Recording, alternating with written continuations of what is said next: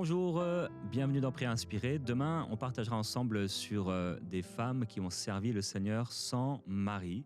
On en parlera demain. Et aujourd'hui, je vais partager avec toi ça. Ça va être une émission un peu étonnante, un peu différente dans ce qu'on va aborder, des textes assez particuliers. Je vais partager avec toi, après la pensée du jour, sur le célibat le plus coûteux de la Bible. Et avant ça, on va parler du veuvage d'Ézéchiel. Donc après, on parlera d'un vrai célibat. Mais dans cette pensée du jour, je veux partager avec toi sur Ézéchiel et le veuvage d'Ézéchiel. Et l'un des textes de l'Ancien Testament parmi les plus étonnants. Alors, il y a plusieurs textes étonnants dans l'Ancien Testament, mais celui-ci aussi en fait vraiment partie. Et peut-être que tu l'as jamais lu ou que tu es passé juste par-dessus. Et c'est vrai que les prophètes de l'Ancien Testament ont payé un prix énorme pour être en fait des signes vivants, des signes prophétiques pour leur nation. C'est une alliance qui est différente de celle d'aujourd'hui. On est aujourd'hui dans la nouvelle alliance. Dieu n'utilise plus ce genre de signes comme celui dont on va parler dans quelques instants. C'est vrai, Dieu utilise toujours des signes, et parfois des signes qui peuvent être étonnants, mais ça, on ne le retrouve pas en tout cas dans l'histoire du Nouveau Testament, ni même dans l'histoire de l'Église, de ce que j'ai pu voir. Et c'est ce qui va se passer donc dans Ézéchiel, chapitre 24, et on lit avec Marie ce passage. La parole de l'Éternel me fut adressée en ces mots. Fils de l'homme, voici, je t'enlève par une mort soudaine, ce qui fait les délices de tes yeux. Tu ne te lamenteras pas, tu ne pleureras point, et tes larmes ne couleront pas. Soupire en silence, ne prends pas le deuil des morts, attache ton turban, mets ta chaussure à tes pieds, ne te couvre pas la barbe et ne mange pas le pain des autres. J'avais parlé au peuple le matin et ma femme mourut le soir. Le lendemain matin, je fis ce qui m'avait été ordonné. Le peuple me dit, ne nous expliqueras-tu pas ce que signifie pour nous ce que tu fais? Waouh, ça vraiment, si tu as voulu être comme Ézéchiel ou comme le prophète Jérémie dont on a parlé hier, peut-être tu n'as pas réalisé le prix qu'ils ont payé. Et c'est un grand prix pour Ézéchiel. Tu imagines en fait, donc Ézéchiel était marié, il aimait sa femme. Dieu lui dit que c'est le délice de ses yeux. Il devait aimer son épouse, il devait aimer le corps de son épouse, il devait aimer être avec elle, il devait aimer la regarder cuisiner, etc. Il devait aimer sentir sa présence à ses côtés. Peut-être même qu'il rêvait d'avoir des enfants, mais Dieu lui annonce que la même journée, sa femme va mourir, subitement. Alors c'est pour ça que j'ai préféré vraiment en introduction dire on n'est plus dans la même alliance, d'accord ? On n'est pas dans la même alliance. Et aussi, ne te compare pas au prophète Ézéchiel, qui a un livre dans l'Ancien Testament. Voilà, des fois les gens se comparent à des personnes, mais il n'y a pas de comparaison possible. Et dans cet appel très particulier aussi, avec une alliance qui est nationale à l'époque, et pas une alliance qui est individuelle, c'est une alliance de la nation d'Israël. Donc Dieu l'a utilisé Ézéchiel et cette histoire de la perte de son épouse, et avec cette demande du Seigneur de ne pas pleurer, de ne pas faire ce qu'ils étaient habitués à faire lorsque quelqu'un perdait quelqu'un, donc dans un deuil. Et il est en train de dire donc de la même manière que finalement que Ézéchiel a perdu sa femme et il va pas pleurer sa femme, il va continuer de vivre normalement. De la même manière, vous, peuple d'Israël, vous allez perdre le temple et vous n'allez pas pleurer sans pouvoir pleurer parce que vous êtes en train de récolter finalement le fruit de vos erreurs, etc. Le corps d'Ézéchiel va devenir un message. La vie d'Ézéchiel et l'âme d'Ézéchiel va devenir un message. Chaque fois que quelqu'un va voir Ézéchiel, à partir de ce moment-là, il se rappelle ce qui s'est passé. Et ça doit amener ces personnes, et ça devait amener ces personnes à la repentance et à s'approcher du Seigneur. Après cela, Ézéchiel va rester seul, veuf, célibataire. Il reste seul jusqu'à la fin de sa vie. Et son célibat, comme plusieurs, c'était pas un choix, mais c'était un sacrifice prophétique. Et je veux terminer cette pensée qui s'adresse à quelques personnes aujourd'hui. Si toi aussi tu as perdu ton conjoint, toi, tu as le droit de pleurer. Et tu dois passer par ce deuil. Plusieurs personnes essaient par la foi de ne pas passer par ce deuil. Et c'est comme une espèce de souffrance latente qui est là. Et ils sont un peu en suspens. Mais je prie que s'il y a des larmes qui doivent couler, qu'elles puissent couler. Parce que ton veuvage, comme celui d'Ézéchiel, le fait de rester seul veuf, peut être un message aussi de la bonté, de la fidélité de Dieu lorsqu'on passe par ce moment où on perd quelqu'un qu'on a aimé. J'aimerais prier, on va prendre un chant. J'aimerais prier pour toi qui passe par ce temps difficile, ou qui est passé tout dernièrement par cette perte. Ça peut être aussi quelqu'un que tu as perdu dans ta famille, un enfant ou quelqu'un. Bien sûr, perdre un enfant comme ça jeune, c'est pas la volonté du Seigneur. Et ça s'accumule aussi, le fait que ce soit pas, on sait que c'était pas ce que le Seigneur voulait, ça peut encore augmenter la souffrance et la difficulté de vivre et de passer par de tels moments. Père, je prie que ton peuple soit consolé. Je prie que ce frère, que cette sœur soit consolée. Il y a des gens qui vivent avec cette souffrance du veuvage, de la perte pendant tant de temps, tant d'années. Je prie, Père, qu'il y ait des larmes qui coulent, mais que ces larmes amènent la guérison et la restauration totale dans le nom du Seigneur. Père, nous voulons ensemble te glorifier, tourner nos yeux vers toi. Nous tournons nos yeux vers toi, Jésus-Christ.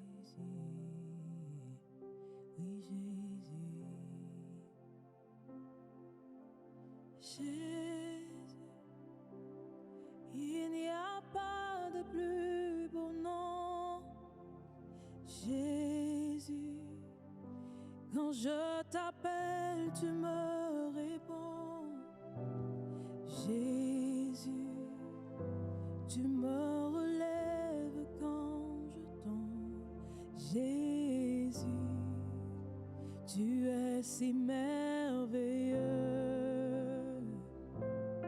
Oh Jésus, il n'y a pas de plus beau nom. Oui, dis-lui Jésus. Jésus, quand je t'appelle, tu me réponds. Jésus, tu me relèves quand je tombe. Jésus, tu es si merveilleux. Oh Jésus, il n'y a pas de plus beau nom. Jésus, quand je t'appelle, tu me réponds. Jésus, tu me consoles, me réconfortes. Jésus, merci pour la consolation, tu Seigneur. es si merveilleux. Père, je prie que ces larmes puissent couler, mais après que tu puisses sécher ces larmes. Merveilleux. Je déclare au nom de Jésus-Christ sur quelqu'un. Tu es resté longtemps dans la souffrance, de la perte. Mais le Seigneur te donne c'est un nouveau vêtement, c'est comme une nouvelle carapace, une nouvelle peau. Et ça va tout changer.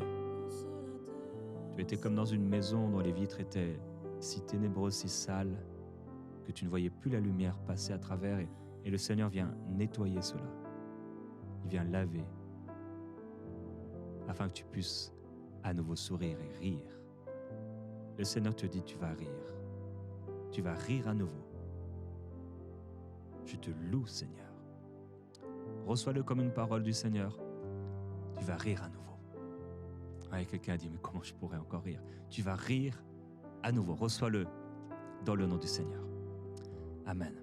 Alors on va parler maintenant d'une autre histoire aussi étonnante. Je partage avec toi le célibat, pour moi, le plus coûteux de la Bible. Et on va partager ensemble sur la vie de Daniel. Daniel, on connaît ses amis, Shadrach, Meshach et Abednego, va être déporté alors qu'il va être adolescent. Et on lit ce passage avec Marie dans Daniel au chapitre 1, dès les premiers versets, au verset 3 et 4. Le roi donna l'ordre à Akpénaz, chef de ses eunuques, d'amener quelques-uns des enfants d'Israël de race royale ou de famille noble, de jeunes garçons sans défaut corporel, beaux de figure, doués de sagesse, d'intelligence et d'instruction, capables de servir dans le palais du roi et à qui l'on enseignera les lettres et la langue des Chaldéens. Amen.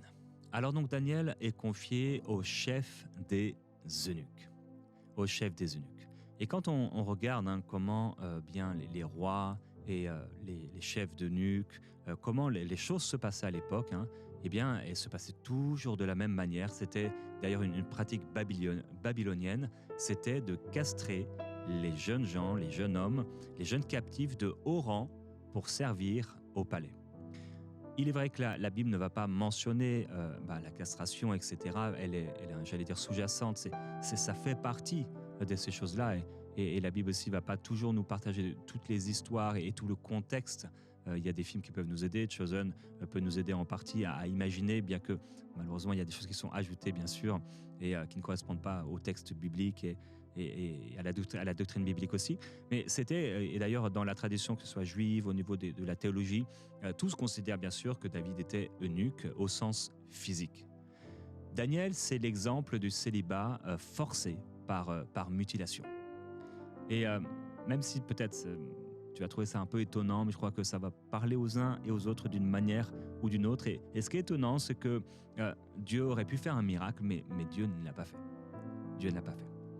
Alors le contexte, c'est que à Babylone, les jeunes garçons de familles royales ou de familles nobles, des nations qui étaient conquises, des adolescents jeunes, entre 12 et 16 ans, étaient amenés donc, et ils étaient, comme on l'a lu, sans défaut physique, beaux de figure, et ils étaient doués de sagesse. On les prenait en général avant ou au début de la puberté, parce qu'en fait, ils avaient une meilleure possibilité de survivre et de s'adapter aussi physiquement et psychologiquement à cette nouvelle façon de vivre. Pourquoi les Babyloniens le faisaient alors qu'on allait donc avec les eunuques pour servir le roi? Alors c'est sûr que c'était pour éliminer toute possibilité de menace dynastique. Un eunuque ne pouvait pas prendre la place alors qu'il était très haut placé, il n'y aurait pas de descendance, etc. Il avait aussi accès au harem du roi, et donc le roi était sûr qu'il n'y aurait pas de problème avec ses épouses, avec ses concubines. C'est aussi une confiance absolue, il n'y a pas de famille, donc il n'y a pas d'intérêts rivaux, la loyauté garantie, et parfois aussi c'était pour l'humiliation symbolique du roi qui avait conquis l'autre royaume. Alors les méthodes de castration, et j'ai fait le choix d'en parler, c'est pour montrer en fait l'impact dans la vie de Daniel, parce qu'en fait on peut mal vivre son célibat et se dire ouais, je passe par un temps difficile et c'est tellement dur, Seigneur. Et des fois de regarder un autre célibataire, et un autre célibataire de la Bible qui est vu comme un exemple extraordinaire et un modèle réel de la marche avec Dieu, de la foi en Daniel, et de se dire en fait il est passé par ce que je suis, par le même chemin, mais en fait c'est pas vraiment le même chemin. Son chemin à lui, oh là là là là, il est tellement plus difficile. Et le bel exemple que cela nous donne, d'aller un peu, de considérer le contexte historique et ce qui s'est passé vraiment pour Daniel, c'est de se dire mais malgré tout ça, il est resté fidèle à Dieu. Il est resté dans la foi et il a servi de tout son cœur, tout en restant vraiment obéissant aux principes de Dieu, à la doctrine, au commandement du Seigneur. Et ça doit être un exemple pour nous, quelle que soit la situation par laquelle on est en train de passer. Alors, soit c'était une castration partielle, avec, je le dis, ablation des testicules, je ne pensais pas dire ce mot dans Prière inspirée un jour, et c'était beaucoup plus courant dans l'Antiquité. En fait, il y avait un meilleur taux de survie, avec cette castration, et ça permettait pour celle-ci encore certaines activités, certaines fonctions sexuelles réduites, mais souvent c'était l'ablation totale, donc une castration complète. À l'époque, en tout cas ça dépend des saisons, ça pouvait être plus rare parce que plus dangereux, mais c'était l'élimination totale des organes génitaux externes. Et c'est là que c'est particulier, c'est que c'était réservé aux eunuques de haut rang, de dignité royale. Et c'est exactement dans cette catégorie de personnes que Daniel va se retrouver. Alors, la procédure, c'est que c'était pratiqué par des spécialistes, et avec l'anesthésie, souvent, on va utiliser de l'opium et beaucoup d'alcool dans les 2-3 jours. En fait, on va rendre ivres ces personnes. Pour Daniel, on peut imaginer qu'il n'a pas voulu le faire, ou que lorsqu'il était tellement jeune, eh bien, de toute façon, on ne lui a pas donné le choix et on a fait cela. Vous savez, c'est ce qui se passait à la croix. On a voulu donner à Jésus quelque chose et il n'a pas voulu le prendre. Et donc, à un moment, Daniel, on sait qu'il ne va pas vouloir se souiller avec les mets du roi. Est-ce que c'est parce que justement, il se souvient autrefois, j'étais vraiment adolescent. Maintenant, je dis non, je ne veux pas me souiller. Et bien sûr, ici, il n'a pas fait le choix d'accepter cet alcool qu'on lui ait donné ou pas. Et après, bon, il y avait une cautérisation pour arrêter l'hémorragie. Il y avait un taux de mortalité de 10 à 30% pour tous ces jeunes hommes. Et ce n'était pas juste un, il y en a eu énormément des personnes qui sont passées par là. Et il y avait une récupération qui était longue aussi, 2 mois ou même plusieurs mois, avec des soins qui étaient intensifs pour que la personne, bien, il n'y ait pas d'infection, etc., etc. Par rapport à Daniel, le scénario possible, hein, voilà, le scénario possible, c'est que donc on voit il a été déporté en environ 605 avant le Seigneur. Il avait entre 14 et 16 ans. Il est arraché de sa famille, emmené à Babylone. Et au premier mois, on l'a lu ensemble. Il est confié au chef des eunuques. C'est là qu'ils étaient sélectionnés. Dans les premiers mois, c'est là qu'on pratiquait directement la castration. Avant la formation de 3 ans que Daniel va avoir, il est évident qu'il est passé par cela. Il y avait une récupération, comme on l'a dit, de plusieurs mois. Et il va passer par ces 3 ans d'éducation parmi les sages, pour devenir sage parmi les sages, l'éducation babylonienne avec la langue, les lettres, la culture, etc. Il va commencer son service, son ministère à l'âge de 17-19 ans, à être au service du roi. Et dans Daniel 1,21, il est écrit « Daniel fut là jusqu'à la première année du roi Cyrus ». Et ça va être un ministère total d'environ 70 ans. De l'âge de 15 ans jusqu'à environ 85 ans, il va être au service du roi, mais plus qu'au service du roi, il va être au service de Dieu. Alors cette castration, il y avait beaucoup de conséquences. Le fait de subir cette chose-là avait des conséquences physiques, psychologiques, même spirituelles. L'une des conséquences physiques, c'est que, puisqu'on faisait ça lorsqu'ils étaient jeunes, c'est qu'ils avaient une voix très souvent, et c'est documenté, il y a beaucoup de rapports, etc., qui restait aiguë, ou alors avec un sens assez particulier, si c'était fait avant la puberté, absence aussi de pilosité, hein, donc des poils, etc. C'était des gens qui avaient peu de poils, on peut le voir dans différentes histoires, bibliques ou non, hein, surtout dans les contextes historiques. Donc pas de barbe, il pouvait avoir aussi une tendance à l'obésité. Quand tu vis cela, bien sûr, ça a un effet sur tout ton être. De l'énergie aussi, il pouvait avoir de l'énergie qui était un peu réduite, et étonnamment, ça pouvait te donner une espérance de vie qui était beaucoup plus longue. Beaucoup plus longue. Il y avait des conséquences psychologiques, bien sûr, parce que c'est un trauma, hein, un traumatisme profond. C'est une mutilation à l'adolescence, et au moment le plus crucial de son développement identitaire. Je fais une parenthèse avec toi qui as peut-être vécu un abus sexuel au moment où tu te développais, au moment où tu découvrais aussi tout ce qui allait devenir plus tard du domaine de la sexualité. À ce moment-là, on t'a volé, à ce moment-là, on t'a pris quelque chose, et ça a créé un traumatisme. Au moment de ton développement identitaire, on t'a fait perdre quelque chose. On sait que dans plusieurs pays, nations encore, il y a ces excisions, ces choses terribles qui peuvent se passer. Et tout ça, un viol, un abus d'un jeune garçon ou d'une jeune fille, ça a forcément des conséquences. Mais nous reconnaissons le Seigneur comme étant celui qui guérit de ces conséquences et qui transforme le mal en bien, dans le sens où il va racheter ce qui s'est passé pour en faire un témoignage de la fidélité du Seigneur malgré ce que j'ai pu vivre, et que la gloire de Dieu puisse se manifester. Ce sentiment d'humiliation, de mutilation, il est loin de sa famille, dans un pays païen ennemi, avec la conscience aussi d'être exclu, on va le voir, spirituellement. Et on ne parle même pas de la violence de l'acte avec des douleurs extrêmes, c'était des douleurs apparemment extrêmes, c'est pas choisi, mais c'est subi. Il y a des conséquences spirituelles aussi, puisque dans Deutéronome chapitre 23, verset 1, il est écrit « Celui dont les testicules ont été écrasés », là on est dans la loi, hein, purement, je t'ai dit que c'est une alliance nationale, etc., on est dans la loi, ont été écrasés ou l'organe génital coupé n'entrera pas dans l'assemblée de l'Éternel. Ce n'est pas le verset que tu lis tous les jours, hein, pour être édifié dans ta marche avec le Seigneur, mais c'était des réalités de l'époque. Et donc il y avait une réalité spirituelle, c'est que celui qui avait les testicules écrasés ou l'organe génital coupé, il ne pouvait pas entrer dans l'assemblée de l'Éternel. Aujourd'hui, on ne comprend pas ces choses, on ne comprend pas le principe, etc. Bon, on n'ira pas dans ce principe peut-être un autre jour, mais ça veut dire qu'il a vécu cela, et donc pour lui, il y avait aussi une forme d'exclusion spirituelle. En gros, je ne peux même pas aller là, dans l'assemblée d'Israël, je ne peux pas aller dans le temple. Et ce qui est fou, c'est que malgré tout ce qu'il a pu vivre, tout ce qu'il a pu vivre, il est resté fidèle au Seigneur. On va lire un autre texte dans Ésaïe chapitre 56. On sait que donc le roi va donner l'ordre à Akpenaz, là, le chef des eunuques, d'amener les enfants d'Israël. Et Ésaïe va prophétiser justement sur ses descendants d'Ézéchias. On prendra de tes fils pour faire des eunuques dans le palais du roi de Babylone. Ça avait été prophétisé comme une malédiction. Mais Daniel n'a pas vécu une malédiction. Dieu a racheté la situation. Il n'était pas, lui, maudit. Mais il est en train de vivre, d'une certaine manière, eh bien, une prophétie qui avait été faite plus tôt. On lit dans Ésaïe chapitre 56 avec Marie.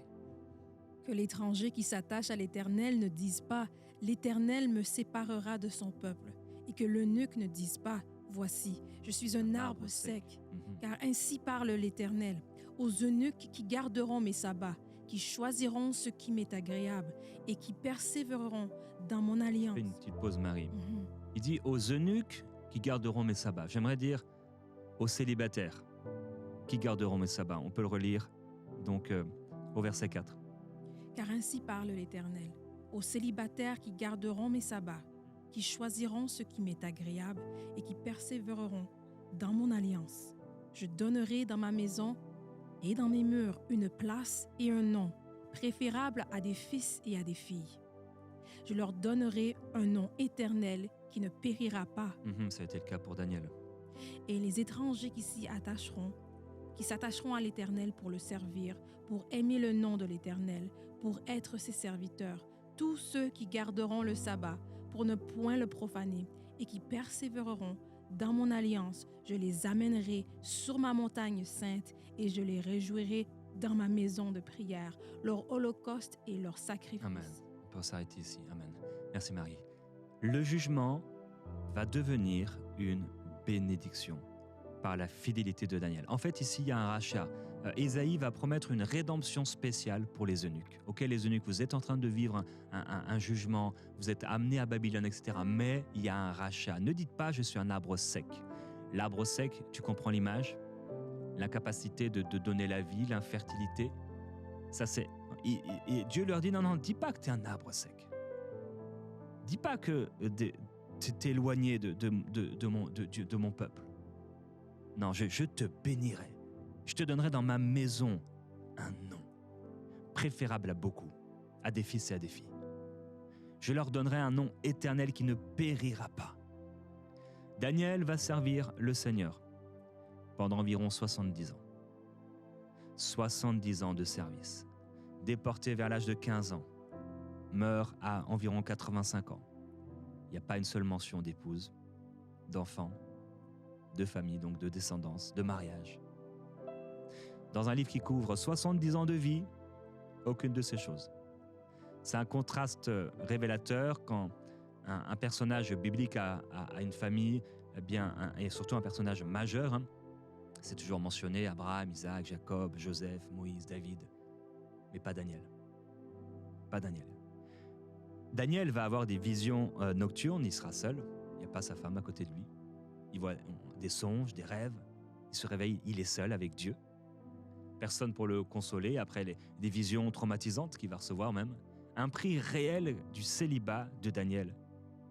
Ça change notre compréhension de sa vie, des cicatrices qui étaient là dans sa vie. La mutilation des choses physiques qui vivaient au jour le jour. En restant fidèle au Seigneur. C'était pas un choix spirituel qui était volontaire au départ. Le choix spirituel, comme Paul par exemple, qui a choisi, c'était un don.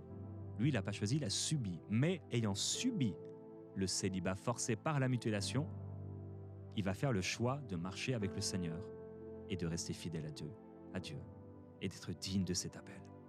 Il s'est décidé à se consacrer au Seigneur, étant passé par quelque chose qu'il n'a pas décidé. C'est une foi héroïque. Alors que Deutéronome disait qu'il était exclu, Ésaïe dit que non, Dieu lui donne un nom éternel. Sa mutilation, son témoignage de vie, l'abus qu'il a vécu, est devenu un témoignage. On pensait qu'il aurait été exclu, mais il a été inclus par le Seigneur. Alors je termine en disant ceci. Je savais que j'aurais plus de choses à partager avec vous, avec toi cette semaine. il aurait pu se révolter contre Dieu. Comment t'as permis ça? Pourquoi moi? Il aurait pu devenir amer. Il aurait pu abandonner sa foi juive en Dieu. Il aurait pu accepter les dieux babyloniens. Il aurait pu vivre dans le désespoir en disant je suis un arbre sec, il n'y a pas de vie, je ne donnerai jamais la vie. Et malgré tout, oh c'est fort, 70 ans de fidélité. Il a reçu les visions les plus profondes de l'Ancien Testament. Daniel, c'est l'Apocalypse de l'Ancien Testament. Il refuse la nourriture impure. Même après son trauma, il aurait pu se dire « Ok, allez, vas-y. » Tu sais, quand tu as vécu un trauma, c'est comme quand quelqu'un va jeûner pendant longtemps. Après, le corps, il veut manger. Quand tu as vécu un trauma, ta chair va essayer. C'est pour ça que malheureusement, beaucoup qui ont vécu des viols et des abus vont demain être des violeurs ou entrer dans une vie de sexualité débridée. Mais qu'au nom de Jésus-Christ, tu n'es pas à vivre les conséquences de ce trauma, que tu n'es pas à vivre les conséquences de ce qu'on t'a dit à propos du célibat. Il continue de prier 3 fois par jour en direction de Jérusalem. Il est seul. Il n'y a pas sa femme. Il n'y a pas de femme. Il n'y a pas d'enfant. Quelqu'un, on pourrait penser pour le déranger. À un moment, je me disais, quand Eden sera grande, etc., ou voilà, j'aurai plus de temps pour me consacrer. Je m'étais imaginé dans ma tête que finalement, à un moment, je me suis dit, voilà, j'aurai plus de temps. Et en fait, non. C'est pas les gens qui sont autour de toi qui peuvent t'empêcher ou pas, mais en tout cas, pour lui, dans son célibat, tu sais, quand tu es célibataire, tu peux avoir plus de temps. Hein. Et malheureusement, ce temps, souvent, il n'est pas utilisé forcément pour les meilleures des choses. Il va jamais se compromettre. Jamais. Avec l'idolâtrie. Alors, la fidélité de Daniel n'était pas basée sur ce que Dieu lui avait donné, un mariage, mais sur ce que Dieu était. Il n'est pas resté fidèle au Seigneur parce que Dieu lui aurait donné des bénédictions.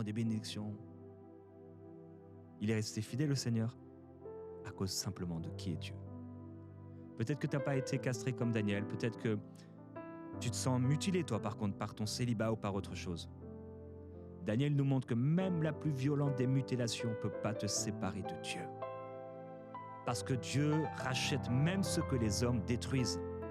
Ce trauma n'est pas la fin de ton histoire.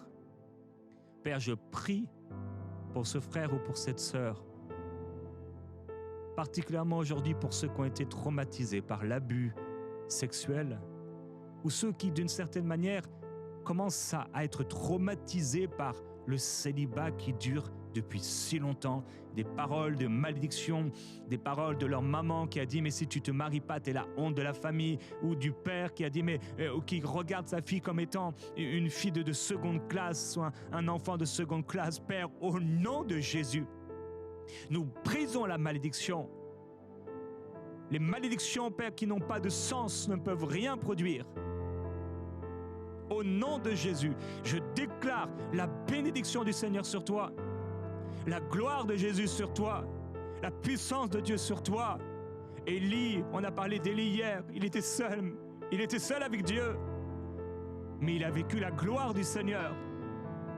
La création s'est soumise à lui, recevant les corbeaux pour le nourrir, le fleuve pour l'abreuver, multipliant la nourriture et parlant au ciel, à la pluie de s'arrêter ou de tomber et de descendre.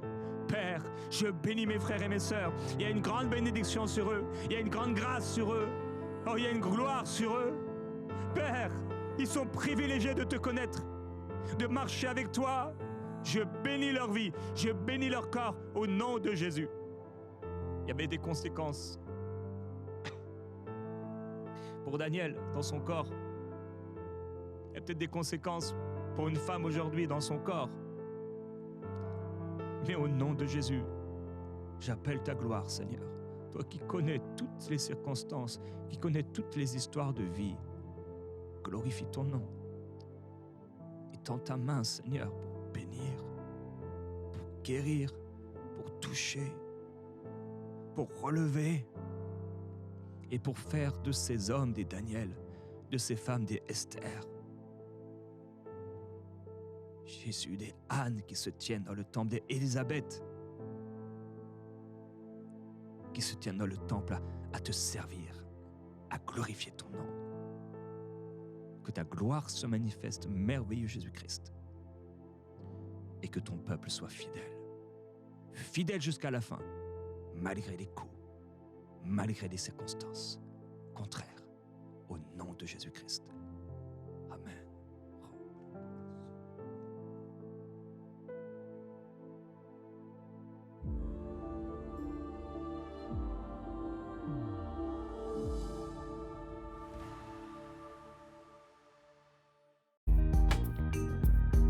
Merci à tous nos précieux partenaires, grâce auxquels cette émission a pu être réalisée. Vous aussi, rejoignez la grande famille des partenaires d'EMCI TV en faisant un don sur emcitv.com/don.